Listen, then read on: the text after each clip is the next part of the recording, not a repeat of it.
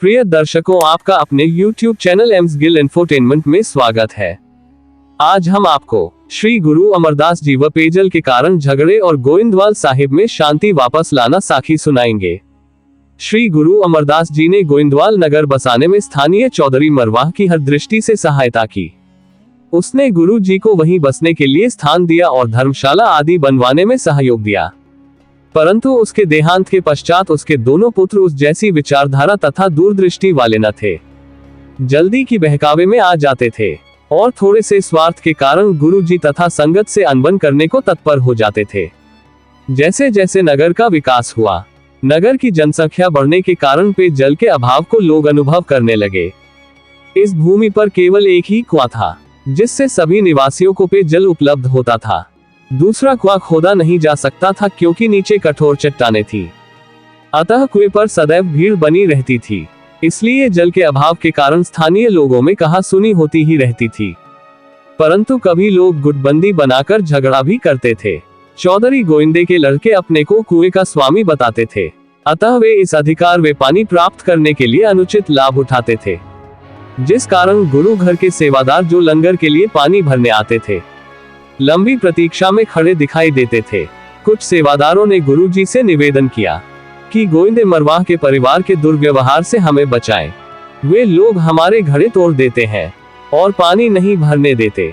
हमें लंबी प्रतीक्षा में खड़े रहना पड़ता है। हम आपके आदेश अनुसार झगड़ा भी नहीं कर सकते। गुरु जी ने सेवकों को आदेश दिया और कहा कि हम जल्दी ही एक ऐसी बावली यहाँ तैयार करेंगे जिसमें पानी भरने के लिए लंबी कतारें न लगानी पड़े। और उन्होंने बावली बनाने का निर्णय ले लिया, परंतु बावली निर्माण में समय लगना था, जब तक कि इसी कुएं पर निर्भर रहना था। मरवाह भाई अपने स्वभाव अनुसार गुरु सेवकों को परेशान करते रहते थे। कभी उनकी मशकों में छेद कर देते तो कभी उनकी गागर अथवा घड़ों को तोड़ने फोड़ने का प्रयत्न करते, किंतु गुरु सेवक गुरु आज्ञा अनुसार शांतचित बने रहते। उन्हीं दिनों एक शस्त्रधारी सन्यासियों का दल देश पर्यटन करता करता श्री गोइंदवाल पड़ाव डालकर रहने लगा। उनका शिविर कुएं के निकट था। वे लोग शिविर लगाने से पहले ही किसी पेयजल के स्रोत को मद्देनजर रखते थे। मरवाह परिवार के सदस्यों ने इस सन्यासियों के साथ भी अभद्र व्यवहार किया।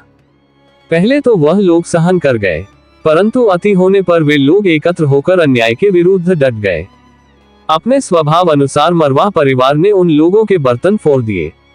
बस फिर क्या था, सन्यासियों ने अपने शस्त्र तथा उठा लिए और मारवाह परिवार और उनके सहायकों लोगों पर टूट पड़े। भान्य कर युद्ध हुआ।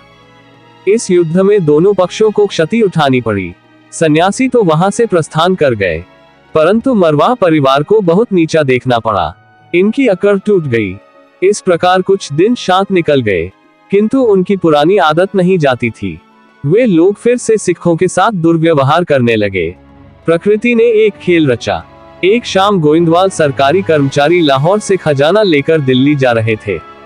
उन्होंने रात के लिए पड़ाव श्री गोइंदवाल साहिब में डाला क्योंकि यहाँ पर सभी प्रकार की सुविधाएं थी। वे लोग विचार कर रहे थे कि प्रातःकाल व्यास नदी पार कर लेंगे, परंतु जब सूर्य उदय हुआ तो उन्होंने पाया कि एक खच्चर जो कि चांदी के सिक्कों से लदी थी कम है। बस फिर क्या था, वे लोग नगर का कोना कोना छानने लगे और पूछताछ करने लगे कि कहीं आप लोगों ने खच्चर तो नहीं देखी। खच्चर खो जाने पर उनका वरिष्ठ अधिकारी बहुत आवेश में था, क्योंकि उसकी प्रतिष्ठा दांव पर लगी हुई थी। अतः वह घर घर की तलाशी लेने लगे। इस अभियान में उन्होंने खच्चर के हिंकने की ध्वनि सुनी। तुरंत खच्चर खोज निकाली गई। खच्चर गोविंदे के बेटों के घर से बरामद कर ली गई। क्रोधित सिपाहियों ने उसी क्षण गोविंदे के बड़े बेटे को मृत्यु शैया पर सुला दिया, किंतु छोटे बेटे को उसकी माता ने गुरुजी की शरण में भेज दिया, जिससे उसका जीवन बचा लिया गया। इस प्रकार श्री गोइंदवाल साहिब जी में फिर से शांति स्थापित हो गई।